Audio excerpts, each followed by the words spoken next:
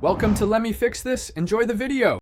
You're starting now. Turn on the Roku TV and keep the Roku remote ready.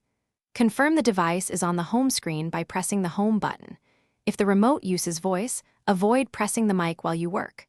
Once done, press the left-facing star to open settings via the arrow keys. If you don't see settings, scroll up or down until it's highlighted.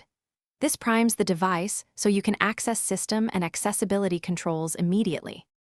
From Settings, move to Accessibility or System. Different models place voice under either. Select Speech-to-Text or Voice controls. If you're in System, look for Voice or Remote options. Use the remote arrows to highlight the voice control toggle. Press OK to open its menu.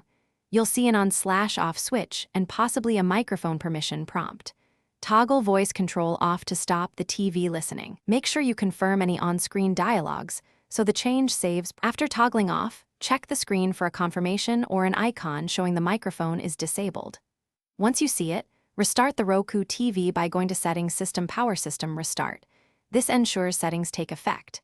If the voice feature still responds, unpair the remote from Settings, Remotes, Remove Remote, then repair it. If problems continue, power cycle the TV by unplugging for 30 seconds. That usually clears lingering voice. Thanks for watching. If you found this helpful, don't forget to like and subscribe.